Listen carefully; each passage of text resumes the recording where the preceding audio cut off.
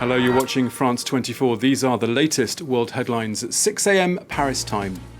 A second Canadian national faces Chinese judges on charges of espionage. Michael Kovrig takes to the dock a matter of days after a second Canadian stud trial. We'll be speaking to our correspondent in Beijing in just a few minutes. Nearly 2,000 people have already been moved from low-lying areas, and now thousands more are set to be relocated to safety. Evacuations continue in Australia's rain-drenched and flood-hit state of New South Wales. And it's one virus, two cities, and a growing sense of COVID fatigue. A curfew in Miami is extended to bring a troublesome spring break party to an end, as revellers defy French restrictions to stage an illegal carnival in the port city of Marseille. Also coming up in 15 minutes' time, we'll have a first business summary.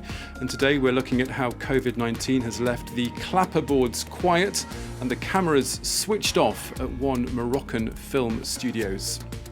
And I'll have more on why this 60-metre portrait of an Ethiopian girl has been etched into the sands of an English seaside town. Do stay with us. This is live from Paris.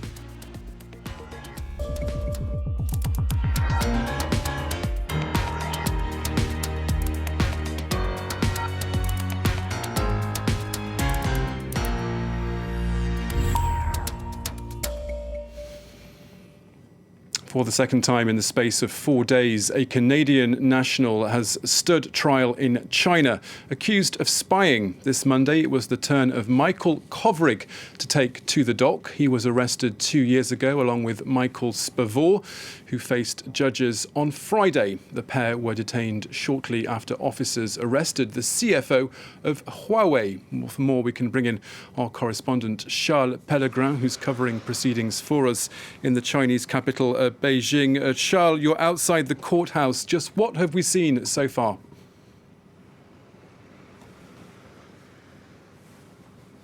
Well, so far, quite a heavy media presence here to follow this trial of Michael Kovrig. Also, earlier on, at least 22 different diplomats from different embassies in Beijing were present, as well as the EU delegation, to show their support to their Canadian counterparts, the Canadian charge d'affaires here, saying that he was denied access to the court in breach of international conventions on this matter.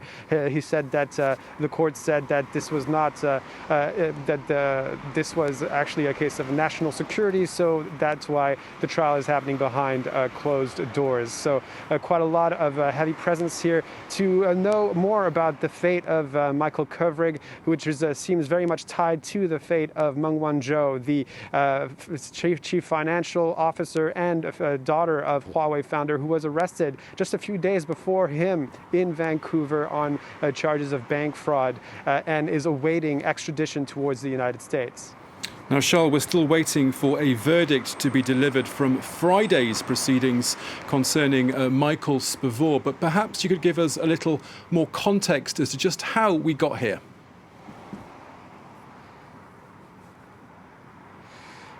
Absolutely. So this all started in December 2018 when Meng Wanzhou, the chief financial officer of Huawei, which is considered a digital national champion here in China, was arrested in Vancouver on charges of bank fraud. She's awaiting extradition towards the United States. And just a few days later followed the arrest of these two Michaels, Michael Spavor in Dandong in northern China and Michael Kovrig here in Beijing. Since then, they've been in isolation, and they're actually only formally charged with espionage charges in the summer of 2020.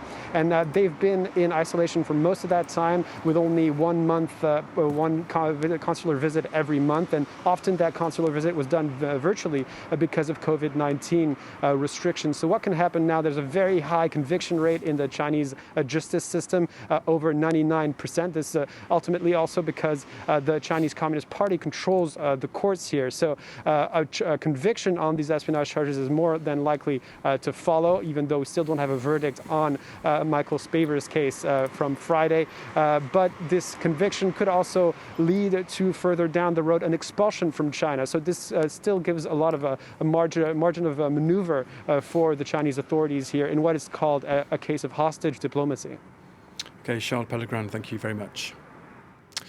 Next, it's been unrelenting, but it's sadly not over yet. Heavy rains continue to fall on an already drenched New South Wales in Australia, with emergency services saying the flooding there is likely to be higher than anything seen since late 1961.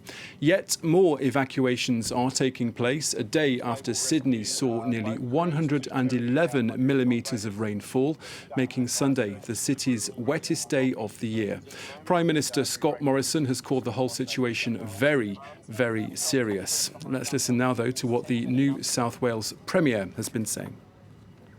I just want to say to everybody across the state who is currently living in fear and anxiety that all of us are thinking of you. Some communities who were battered by the bushfires are now being battered by the floods, and deep drought prior to that. And I don't know any time in our state's history when we've had these extreme weather conditions in such quick succession in the middle of a pandemic. Well, meanwhile, here in France, 16 departments are waking up for a third day under the government's softer COVID-19 lockdown. One of the regions affected is, of course, the one that covers Paris. But if you went out and about for a wander this weekend in the capital, many say you would have been hard-pressed to notice any real difference or changes. And on the country's Mediterranean coast, 6,500 people, mainly youngsters, defied sanitary restrictions to hold an illegal carnival in the city of Marseille. Now, late last month, the governor of Florida described the Sunshine State as being an oasis of freedom from COVID-19. That statement sparked a flood of people wanting to let their hair down this spring break in Miami. But on Saturday, and after a series of violent disturbances, a state of emergency was declared. And now officials have decided to extend the 8 p.m. curfew brought in there for up to 3 more weeks to bring that party to an end. Marios Sophos explains. In an effort to curtail the unruly spring break crowds that have converged on Miami Beach over the last week, authorities have extended an 8 p.m. curfew by a week and potentially well into April if needed. It sucks that it's closing early, but it's a good time. I think it is a good idea, even though it's fun out here. Like, we want to be out here and have fun. I think it's a good idea for everyone to be, like, you know, I guess in their own places. Yeah. Since spring break began, over 1,000 people have been arrested in what's one of the country's top party spots, with fights breaking out in the streets, destruction of restaurant property, and widespread refusal to wear masks. SWAT teams were even called in to provide backup to local law enforcement, and police were seen firing pellets to disperse crowds. Some businesses have voluntarily closed out of concern for public safety.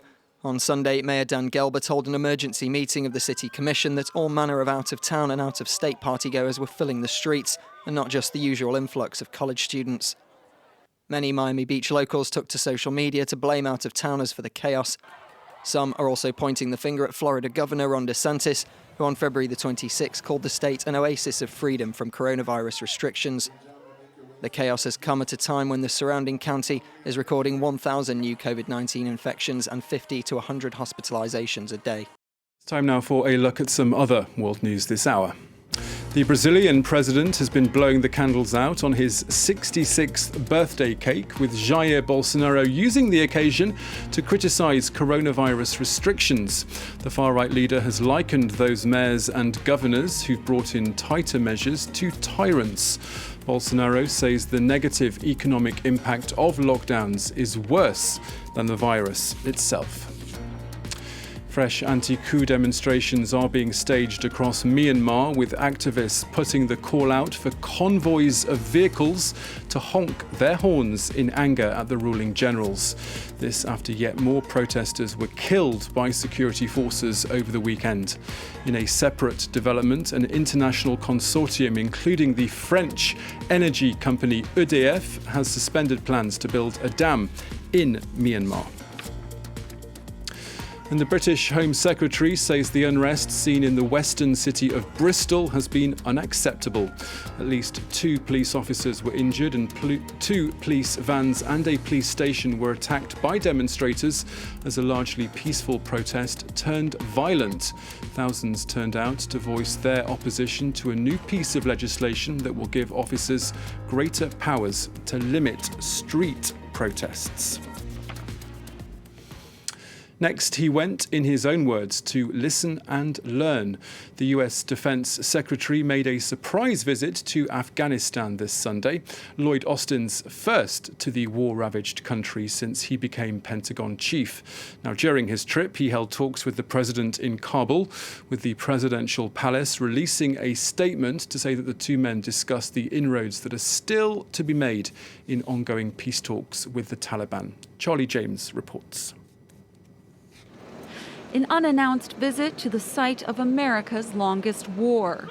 U.S. Defense Secretary Lloyd Austin arrived in Afghanistan Sunday, the first member of President Joe Biden's cabinet to travel there. American forces are tentatively set to withdraw from the country on May 1st, a date agreed upon by the Trump administration and the Taliban more than a year ago. But Austin declined to comment when asked if the Taliban has met the conditions to ensure withdrawal. What I will say is that it's obvious that the level of violence remains pretty high in the country. We'd really like to see that violence come down. And I think if it does come down, it can begin to set the conditions for, some really fruitful diplomatic work. Austin also met with Afghan President Ashraf Ghani, saying he came to hear from Ghani, not to bring him a message. What Austin learns will help shape his review of U.S. participation in Afghanistan with President Biden. And in terms of an end date or setting a specific date for withdrawal, that's the domain of my boss. The Taliban warned Washington that defying the May 1st deadline would prompt a reaction. This could come in the form of increased violence. But Biden has said meeting the deadline will be tough and is reported to be considering a 6-month extension. Papers are now being counted across the Republic of Congo after Sunday's presidential election. The incumbent leader, Denis Sassou, is hoping to stay in power and extend his 36-year stint in office. But a day after this vote, a spokesperson for the main opposition candidate, Guy Brice Parfait-Kolela, has announced that he's now passed away after testing positive for the coronavirus. Fraser Jackson brings us more. Polls close and the counting begins in the Republic of Congo presidential election. Watched over by the African Union, no serious incidents were reported before voting stopped at 6 p.m. local time. But the vote took place against a national internet blackout that also affected some text messages. Because of the ongoing health crisis, we mobilised over 20 people, have deployed our observers in more than 6 zones. But in each zone, each observer has had to check multiple polling stations. Unfortunately, due to the internet blackout, we haven't heard back from them yet, but we have heard back from those in the capital. The last such ballot in 2016 saw 2 candidates contest the results, leading to sporadic violence, and for both to end up with 20-year prison sentences. This time around, there's been little in the way of excitement over the vote. Repeated opposition boycotts and exclusions have left a mostly clear field for incumbent Denis Sassou Nguesso. At the age of 77, he's running for a 4th term after lifting limits on both terms and age in 2015. Running Congo for over 36 years has made Sassou Nguesso one of the world's longest-serving heads of state. Of the 6 candidates arrayed against him, only Guy Brice Parfait-Kolela was seen as a real contender. A former minister, he distanced himself from Sassou Nguesso over changes to the constitution. However, Kolela was hospitalized with COVID-19 last week and evacuated to France for treatment on Sunday, where he died shortly after his arrival. This according to his spokesperson. While Sassou Nguesso is widely expected to win Sunday's vote, he still has challenges ahead. Notably, handling extreme poverty worsened by a collapse in oil prices in recent years. The commodity underpins Congo's graft-sapped economy almost entirely. Now, the Yorkshire seaside town of Whitby in England is well known as being the birthplace of Dracula. But another type of artwork has come out of the resort to coincide with this Monday's World Water Day.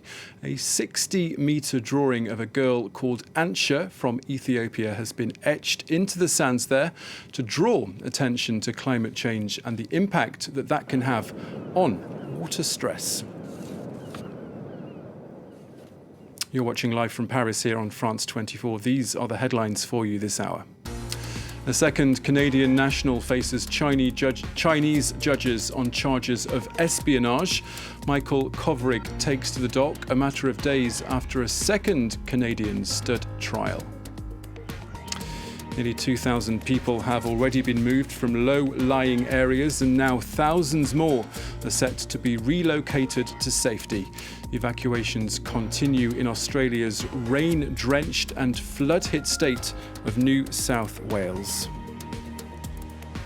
And it's one virus, two cities, and a growing sense of COVID fatigue. A curfew in Miami, Florida is extended to bring a troublesome spring break party to an end as revelers defy French restrictions to stage an illegal carnival in the port city of Marseille.